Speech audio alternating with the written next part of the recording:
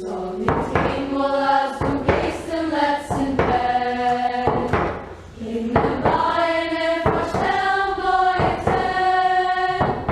Komm im Bett noch und sie euch gewinnt schon. Es wird auf Rücken und es wird mir seinen Lohn. Komm im Bett noch und sie euch gewinnt schon. Es wird auf Rücken und es wird mir seinen Lohn. Sag nicht gegen Molas, du gehst im letzten Bett.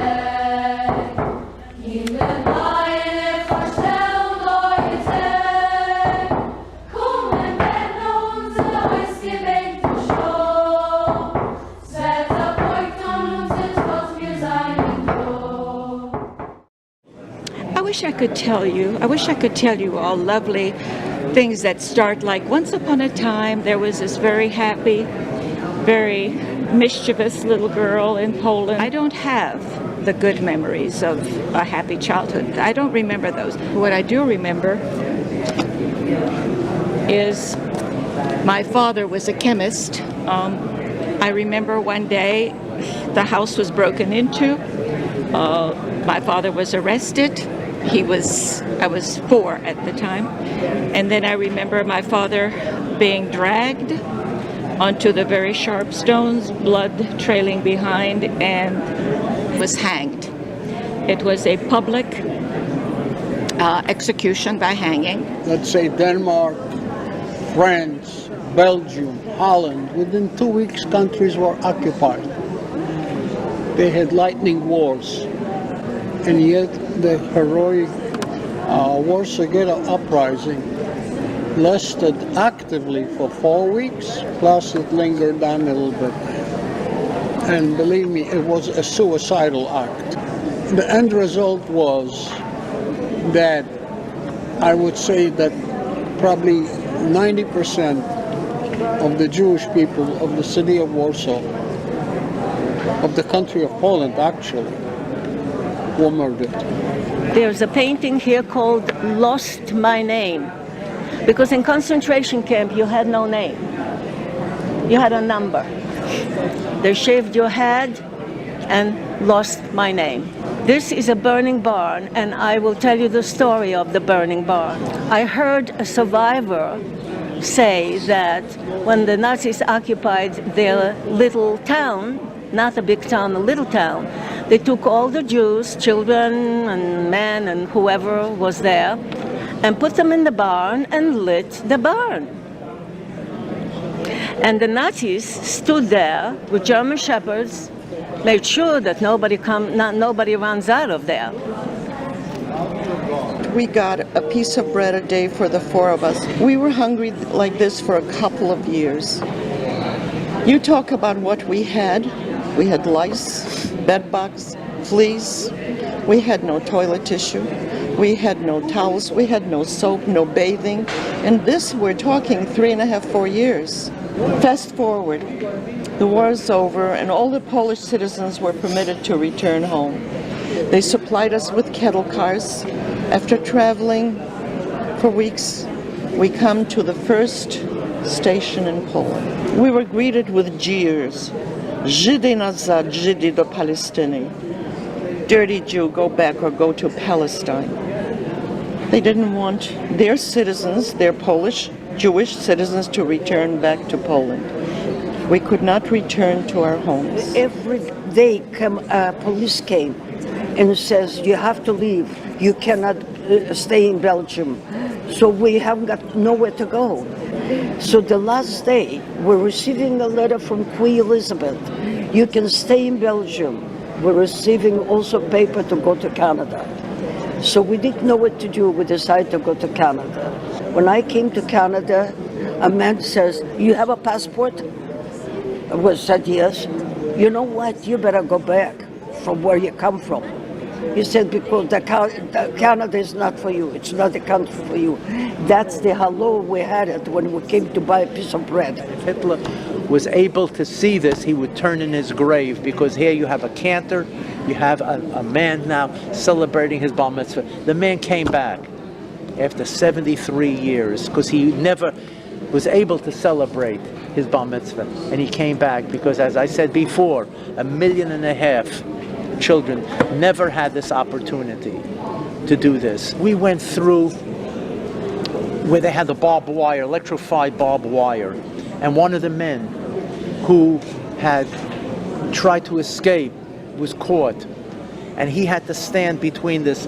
The barbed wire was like this. It was barbed wire, and they had to stand for 6 hours between the two electrified barbed wire. And if you fell, you were electrocuted. And he made it, standing for 6 hours. You can't live with hate. That you can. But forgiveness, I mean, it's not easy. It's not an easy thing, but you have to, because otherwise I would have been a wreck. Luckily, I have a strong mind and life goes on, but you do not live with hate.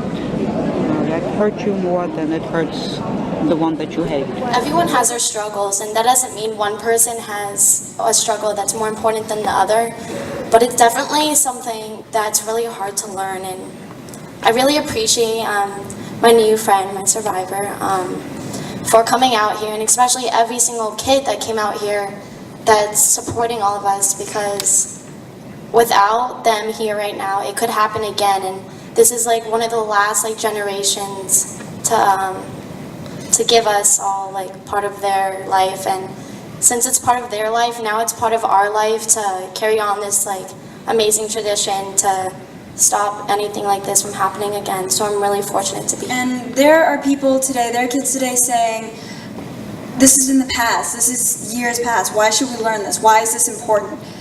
This isn't important, and they're wrong. This lives on with all of us.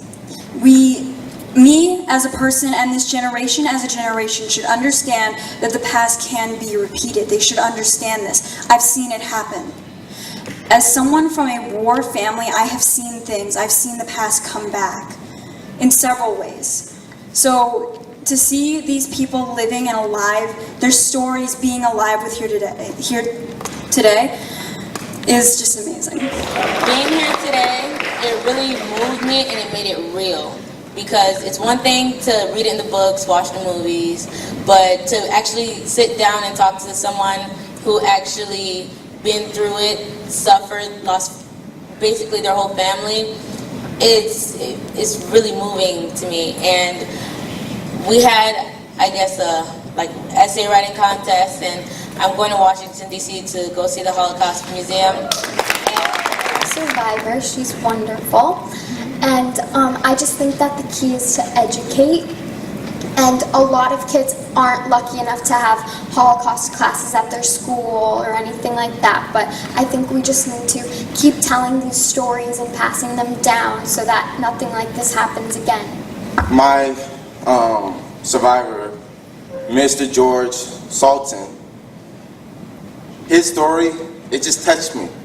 Because being separated from his parents, from his brother, having to go through multiple concentration camps, and to be liberated,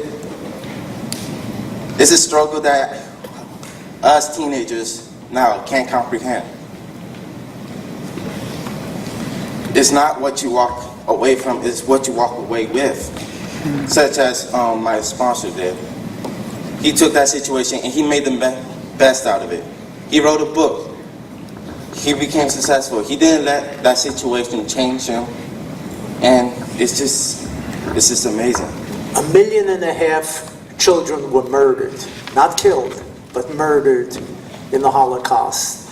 And this was the future of so many people, and you are the future here right now. When one sees enmity, when we see hate, the worst thing we can do is to remain silent.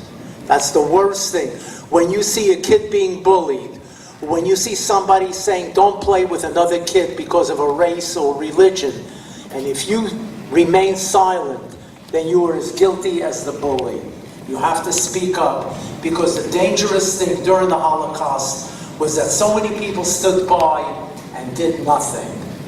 And remember, if you meet a survivor, you yourself become a survivor. Tell the story, what you heard today, to your friends, to your parents, to other people, and this is how this thing will go on. Remember, silence is the worst thing in the world, and I thank you all for being here.